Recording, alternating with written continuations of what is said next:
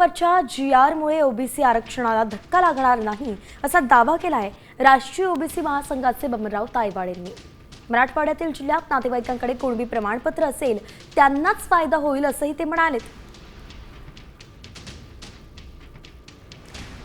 तर तायवाडेंशी बातचीत केली आमचे प्रतिनिधी पराग ढोबळेंनी, पाहूयात। आपल्यासोबत आहे राष्ट्रीय ओबीसी महासंघाचे राष्ट्रीय अध्यक्ष बबनराव तायवाडे सर। हा जो GR आलेला आहे हा 2000च्या कायद्यानुसार आहे।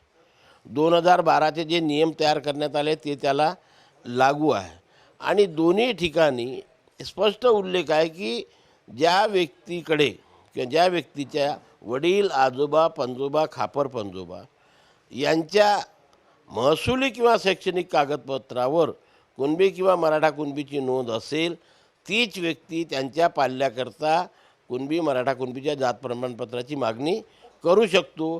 ज्यांच्या महसुली किंवा शैक्षणिक कागदपत्रावर कुणबी मराठा कुणबीची नोंद नाही तो अर्ज करू शकत नाही।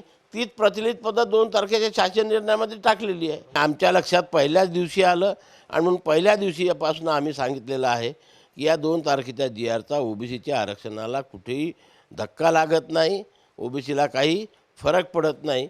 पुढे काही दिवसांनी जेव्हा हे सत्य लोकांच्या लक्षात येईल तेव्हा आमचं म्हणणं योग्य होतं हेच लोकांना मान्य करावं लागेल। व्हिडिओ जर्नलिस्ट सौरव बोलेसह पराग ढोबळे, साम टीव्ही न्यूज, नागपूर।